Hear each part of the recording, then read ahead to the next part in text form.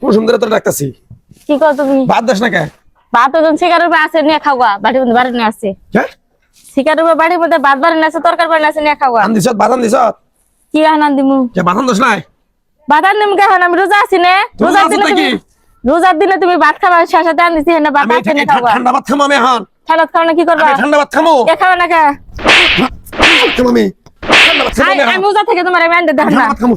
মর তোর কি দেখছো কি রকম? কি বেচা তুই? আমি রোজা থেকে তোমার পাইছো কি তুই? আমি ওই ঠান্ডা ভাত খেলে খাও না। কে ঠান্ডা ভাত খাবো? তুই বাদাম দোস নাই কেন? রোজা থাকার না? কেন থাকম কেন আমি? রোজা থাকার না তুমি? আমি রোজা থাকা হারি না। রোজা তোর কি? রোজা মরে দিলে তুমি আসেন না দিনের বেলা গদগদ গিলবা, আমি গরম ভাত রান্না দিমু না।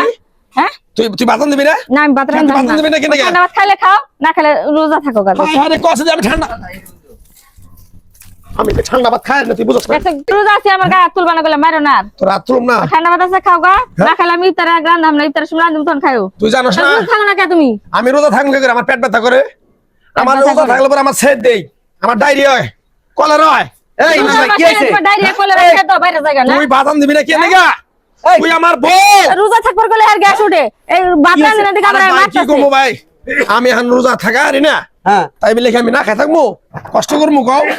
আমার সমস্যা রোজা থাকলে আমার পেট তোমার ব্যথা কি বাদ দেয় নাই? বাদ দেয়। হে ঠান্ডা ভাত, হে কালকে ঠান্ডা ভাত আরে ভাই সে রেশম রান্না আমি খাই রোজা থাকি, হে রোজা থাকে না। হ্যাঁ নিকে ভাত বাইরে আছে শিকার উপরে না খাবো না, গরম গরম এখন দুপুর বেলায় রোজা থেকে আমার রান্না দানা ঘরে। হে অপরাধ ধরে আমার মারতাছি। দেখছেন? তুই কারে বিচার কারে রোজা দেয় আবার? হ্যাঁ? বছরে একটা মাস রোজা হে, 11টা মাস গদগদায় গেল। একটা মাস তুমি রোজা করে হারো না, তোমার গ্যাস এনে উঠে। এনে হ্যাঁ? রোজা খায় না বলে? কথা কইতো।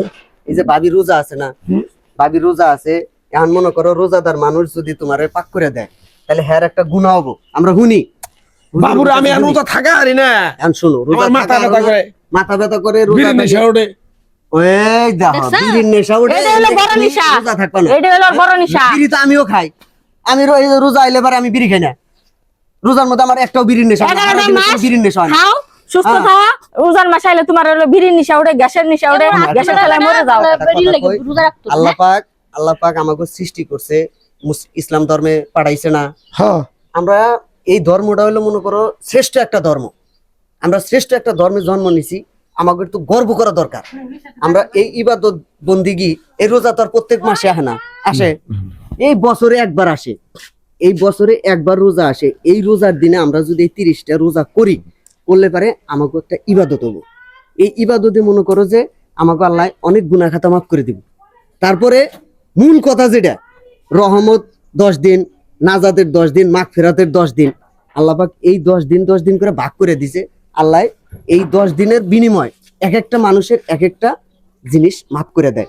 এমনও তো হইতে পারে তুমি রোজা করলে তোমার এই পেটের ব্যথা, হ্যাঁ। তুমি তো এই পেটের ব্যথার নিকে শুনছি যে ঢাকা গেছিলা চিকিৎসা করবার নিকে, আল্লাহ ভালো করে দিতে পারে। ভালো রোজা হয় নাই। ছিলে। তুমি রোজা রাখো, আল্লাহর কাছে নিয়ত করো, আল্লাহ তোমার কাছে আমি কিচ্ছু চাই না, তুমি আমার এই রোগটা ভালো করে দাও। আল্লাহ তো ভালো করে দিয়ে আরে। ওই যে আমাকে করিম চাচা, করিম চাচা কি করতো, হ্যাঁ না এক বেলা না খাইলে মনে করো পেটের বিষে হাইরি চিল্লাই তো।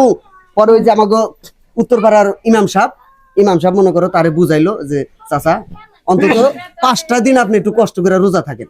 5টা দিন রোজা থাকলো, থাকার পরে ইমাম সাহেব দোয়া করে দিল, পরে এই যে তার পেটের ব্যথা ভালো হয়ে গেল, ভালো হয়ে যাবো। আল্লাহর কাছে চাও, আল্লাহর কাছে চাও, ইবাদত এটা হলো বন্দেগী যার যার মনেরই। আমরা তো বুঝছেন? ওইভাবে ইবাদত যদি বন্দেগী করা চেষ্টা হারি করে না, সবাই রোজা করতে আমরা পারে। গরিব মানুষ। তারপরেও যতটুকুই পারি অন্তত এই 30টা রোজা করো ভাই, করো, করলে দেখবা আল্লাহর কাছে মাফ যত চাবা। কষ্ট হোক, যত কষ্টই হোক, হ্যাঁ। আমি কথা দিলাম কালকে থেকে তুমি রোজা থাকবা। এই যে আপনারাও সাক্ষী রাখেন, আমি কালকে থেকে রোজা থাকবো। যত কষ্ট হোক, আমি মরে গেলেও আমি রোজা থাকবো।